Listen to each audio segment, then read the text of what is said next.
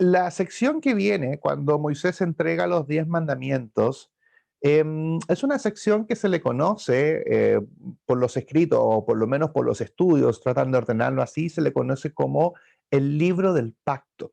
¿Por qué se le conoce de esta manera? Porque hasta el versículo que quedamos cuando Moisés sube nuevamente a la montaña a seguir recibiendo ordenanzas del Señor y hasta el momento en que él vuelve, se le determina en Éxodo capítulo 24, verso 7, diciendo de esta manera, que dice Moisés, y tomó el libro del pacto y lo leyó a los hijos del pueblo, el cual dijo, haremos todas las cosas que Jehová ha dicho y obedeceremos. Por eso se le conoce a esta sección entre Éxodo 20, 23 al 23, 33, se le conoce como el libro del pacto y que de alguna forma busca ampliar los 10 mandamientos. ¿Ok? Ya tenemos los 10 mandamientos, tenemos los pilares, pero aquí el Señor busca ampliar un poco más y ya sabemos que el concepto del libro del pacto sin duda debe ser un libro. Ya nos dimos cuenta de que hay un libro que nació producto de la batalla con Amalek, que probablemente era el libro de las batallas de Jehová, como estudiamos en su momento. Y aquí aparece, por lo tanto, un libro y que Moisés le llama el libro del pacto, que como bien les cuento, viene a ampliar los 10 mandamientos. No vamos a estudiarlo completo, simplemente quiero mostrarles algunos versículos para que todos nosotros nos hagamos una idea de qué contempla el libro del pacto y qué tipo de ordenanzas se le entrega al pueblo. Muy bien. Por ejemplo, entrando a este pequeño repaso, hay una sección que se refiere a leyes relacionadas con la adoración a Dios. Por lo tanto, viene a ampliar lo que ya leímos en los 10 mandamientos sobre no hacerse imágenes, no arrodillarse frente a ellas. Por ejemplo, un texto, aquí voy a mostrarles textos claves simplemente, no todos, algunos textos claves. Por ejemplo, con respecto a estas leyes, dice que no hagáis conmigo dioses de plata, ni dioses de oro os haréis. Y si me hiciereis un altar de piedra, no las labres de cantería, porque si alzares herramientas sobre él, lo profanarás. No subirás por gradas a mi altar para que tu desnudez no se descubra junto a él.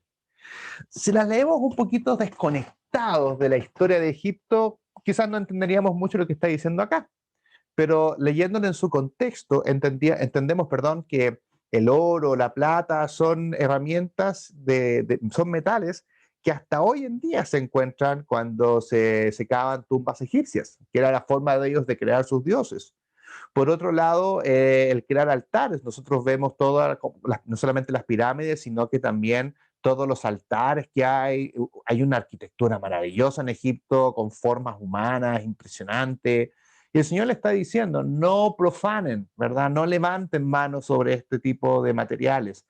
Y por otro lado también muchos cultos de los egipcios consideraban también desnudez o sexualidad. Por lo tanto, lo que dice el verso 26 es no subir al altar, no hacerle gradas para que no se descubra la desnudez. No se refiere al tema de no mirar, sino que se refiere a lo que sucedía cuando efectivamente subían a los altares. Entonces el Señor da estas leyes que están relacionadas con la adoración a Dios. También hay leyes sobre los esclavos, porque vimos que habían extranjeros. Y también los israelitas tenían que cuidarse entre ellos respecto al tema de la esclavitud. Por ejemplo, si comprares siervo hebreo, 6 años servirá, mas el séptimo saldrá libre de balde.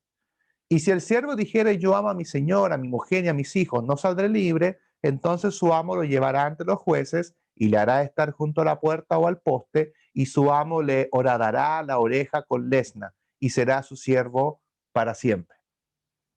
Eh, ¿Se acuerdan que estudiamos sobre los jueces, que fue un consejo que le dio Jetro a Moisés? Entonces, claro, aquí ya tenemos los jueces instalados. Y con respecto a la esclavitud, el Señor dice, ok, si hay algún israelita entre ustedes que muchas veces por pobreza, muchas veces los mismos hebreos se hacían siervos para poder pagar sus deudas, pero eso tenía que ser por un tiempo. Al séptimo año tenía que ser libre. Pero si él quería mantenerse trabajando junto a su señor, entonces tenía que colocarle un aro en la oreja, como símbolo de que era un siervo para siempre y que había tomado la decisión de efectivamente ser, por lo tanto, su siervo. Por favor, no citemos estos versículos para prohibirle a las mujeres que se hagan aros en la oreja o se pongan un aro. Estos son épocas completamente distintas, los símbolos son diferentes. Es como si criticáramos al Señor Jesús que usaba el pelo largo, ¿verdad? No tiene sentido esa crítica, porque es otra época, es otro momento en términos de imagen. Pero para este entonces, el aro en la oreja significaba de que el siervo era esclavo, pero que era por decisión y no por obligación. También hay leyes sobre los actos de violencia. Ya vimos el mandamiento de no matar, entonces aquí se amplía. El que hiriere a alguno, haciéndole así morir, él morirá. Si yo te mato, me matan. Es así de simple, ojo por ojo, diente por diente. Verso 13, más el que no pretendía herirlo, sino que Dios lo puso en sus manos. Otra versión dice porque fue porque Dios así lo quiso, o sea, por casualidad te maté, fue un accidente. Entonces yo te señalaré el lugar al cual ha de huir, que después se le conoce como la ciudad de refugio. El que hiriera a su padre o a su madre, morirá. Ya hablamos sobre honrar, ¿cierto? Por lo tanto, si hieres a tu padre o madre, morirás. Igualmente, el que maldijere a su padre o a su madre, morirá. Así que si yo le digo el garabato a mi papá o a mi mamá, en ese tiempo me matan. Es así de sencillo. Bueno, verso 20. Y si alguno hiriere a su siervo o a su sierva con palo y muriere bajo su mano, será castigado. Mas si hubiere muerte, entonces pagarás vida por vida. El trato hacia los esclavos. Yo creo que Israel, la única forma que entendía cómo se trataban a los esclavos era como lo habían tratado a ellos, a golpes. Pero el Señor viene a cortar esta forma de ser y dice, no, si tienes un siervo, si lo dañas, vas a ser castigado. El castigo lo especifica más adelante, ok, no lo voy a leer acá. Y si lo castigas y lo matas, entonces tú también vas a morir, aunque él sea tu siervo. Entonces se aclara y se amplía, por supuesto, el mandamiento sobre el no matar. Leyes sobre los amos, leyes sobre los dueños. El pueblo de Israel había estado tanto tiempo siendo esclavizado que ahora ellos por primera vez eran amos y eran dueños. Por lo tanto, tenían que aprender cómo comportarse en ese rol. Por ejemplo, si un buey, mira los detalles de la ley, el buey, son cosas cotidianas. Si un buey acorneare a hombre o a mujer, lo mata, ¿verdad? Con sus cuernos, a causa de ello muriere, el buey será apedreado y no será comida su carne, mas el dueño del buey será absuelto. Y si alguno abriera un pozo o caverna cisterna y no la cubriere, y cayera allí buey y asno, el dueño de la cisterna pagará por el daño, resarciendo a su dueño, y lo que fue muerto será suyo. ¿Por qué quise citar este versículo, querida familia? Es simplemente para que nos demos cuenta el nivel de detalle. La ley del Señor tiene muchos detalles y muchos detalles son súper cotidianos. Si yo soy amo y soy señor de algo, tengo que preocuparme de todo, hasta de que mis animales estén en mi lugar y no maten a otros, y hasta de que si yo ando cavando un pozo, porque es muy normal en el desierto, para buscar agua, y no lo he cubierto de manera correcta y alguien cae, tengo que ser responsable ante eso. Entonces yo quería citar este versículo como por ejemplo las leyes de la propiedad, que también son como esos detalles que el Señor se preocupa. Lo leo. Cuando alguno hurtare buey o oveja, claro, eso es lo que tienen ellos, pues no tienen auto, pues nadie te roba el auto ni te roba algo así, o te roba la tarjeta de crédito, ni te clona la Masterplop. Entonces, para eso, dice acá el Señor, si alguien te hurtare buey o oveja, o lo degollare o vendiere, por aquel buey pagará 5 bueyes, y por aquella oveja 4 ovejas. Si alguno hiciere pastar en campo o viña y metiere su bestia en campo de otro, de lo mejor de su campo o de lo mejor de su viña pagará. Y si alguno engañare a una doncella que no fuere desposada y durmiere con ella, deberá dotarla y tomarla por mujer. Simplemente quiero citar estos versículos a modo de resumen para que nos demos cuenta a nivel de detalle y que el libro del pacto contiene cosas muy del día a día. Oh, se me arrancó el animal, está comiendo en otro pasto, chucu, del pasto del vecino. Tengo que restituirle lo que comió en ese pasto. Y por supuesto, respecto a tomar a doncellas, y por supuesto, no en el proceso de matrimonio. Recordemos que la virginidad en ese tiempo tiene un valor de transacción y de dote. Por lo tanto, si ocurría alguna violación o, por supuesto, tomar a alguien que no estaba, que era soltera y estaba desposada, entonces va a tener que tomarla y va a tener que pagar dote. Y es interesante que este tema de la mujer aparezca dentro del mundo de las leyes sobre la propiedad. las hijas terminan siendo propiedad en ese entonces. Es parte de esto, no tiene nada que ver con nuestra sociedad hoy en día. En ese tiempo la mujer es parte de la propiedad. Es muy triste que se le compare con el buey, con el campo, con las cosas. Es muy triste. Pero en ese tiempo era así, entendiendo que la mujer que da hijos es tu pensión de vejez. Es el trabajo cuando tú seas anciano. La mujer te va a entregar la posibilidad de descansar en el futuro porque a través de ella vas a tener muchos hijos.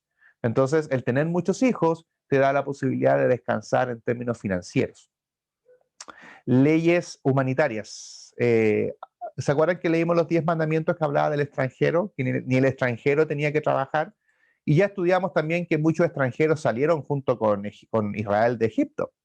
Y al extranjero no engañarás ni angustiarás, porque extranjero fuisteis vosotros en la tierra de Egipto. Cuando prestares dinero a uno de mi pueblo, al pobre que está contigo, no te portarás como él, como logrero, ni le impondrás usura. Me gusta esto porque es un tema muy cotidiano. Ley humanitaria significa que si tienes a un extranjero no vas a abusar de él ni lo vas a engañar.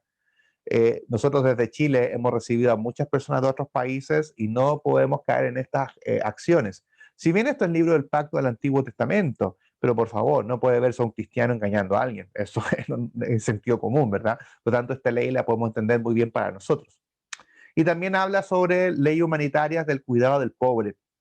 Si le prestaste dinero y se empobreció, no vas a ser usurero. Y de esto también hay una parábola, ¿no? Se pueden acordar ustedes de Jesús respecto a cómo perdona el Señor y cómo perdona a, alguien, a un siervo, a uno de los consiervos, ¿verdad? Y el Señor toma este concepto para dar su enseñanza. También en el libro del pacto, por ejemplo, hay leyes contra la idolatría. Ya vimos los primeros mandamientos donde no tenía que haber idolatría. Lo amplía mucho más. A la hechicera no dejarás con vida.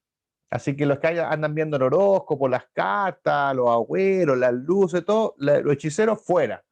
Yo no puedo aceptar, espero que ustedes todos estén de acuerdo conmigo. Un cristiano no ve el horóscopo, el cristiano no tira las cartas, el cristiano no ve la suerte, porque nuestra confianza está en el Señor. No está en las estrellas, no está en las cartas, en un papel, ¿verdad? Eso no es parte del cristianismo. Y eso también se lo deja muy claro el Señor al pueblo. Le dice, la hechicera no dejarás con vida, no dejarás que viva. Cualquiera que cohabitare con bestia morirá, refiriéndose a la zoofilia. Y el que ofreciere sacrificio a dioses, excepto solamente a Jehová, será muerto. Así que si te ven ofreciendo un sacrificio a otro Dios que no sea Jehová, eres muerto. Leyes sobre la justicia y también algo para los jueces. Si encontraras al buey de tu enemigo o asno extraviado, vuelve a llevárselo. Mira, el del enemigo, ¿no? O matanga, dijo la changa, como dirían algunos, ¿no? Este es mío, para acá. No, dice, si es tu enemigo, tienes que devolverlo. Habla del amor al prójimo, hasta del amor a tus enemigos. Mucho del amor a los enemigos está también en el libro, el Antiguo Testamento. No recibirás presente porque el presente ciega a los que ven y pervierte las palabras de los justos, porque estas son ordenanzas para los jueces. Entonces no reciben el regalito porque el regalito te compromete, ¿verdad? Y va a cegar tu juicio. Y también dice que, y nombre de otros dioses no mentaréis, ni se oirá de vuestra boca. Así como no vas a usar el nombre de Jehová en vano, tampoco de tu boca se debe escuchar en nombre de otros dioses. Y por último, también aparecen las 3 fiestas obligatorias que iba a tener que vivir, tiene que cumplir Israel. ¿Cuáles son? 3 veces en el año celebraréis la fiesta de los panes sin levadura, guardarás, también la fiesta de la siega, los primeros frutos de tus labores, y la fiesta de la cosecha a la salida del año, cuando hayas recogido los frutos. 3 veces en el año se presentará todo varón delante de Jehová el Señor. Recordemos que estas son las 3 fiestas obligatorias. La primera que aparece ahí, que es la fiesta de la siega, es conocida como la fiesta del Pentecostés, que conocemos nosotros. La fiesta de la cosecha es la de los tabernáculos. Y la primera del verso 15 de los panes sin levadura es la Pascua y los panes sin levadura. Entonces, esas son las 3 fiestas obligatorias que todo varón tenía que presentarse delante de Jehová en el lugar que él va a señalar, que sabemos, por lo tanto, que fue Jerusalén, correcto, que fue el lugar en donde tenían que presentarse 3 veces al año. Entonces, este es el libro del pacto, que también Moisés se los va a leer, se los va a enunciar Y la manera en cómo se los va a leer lo vamos a estudiar en la próxima clase. Pero ya consideremos de que tenemos los 10 mandamientos y por otro lado tenemos el libro del pacto.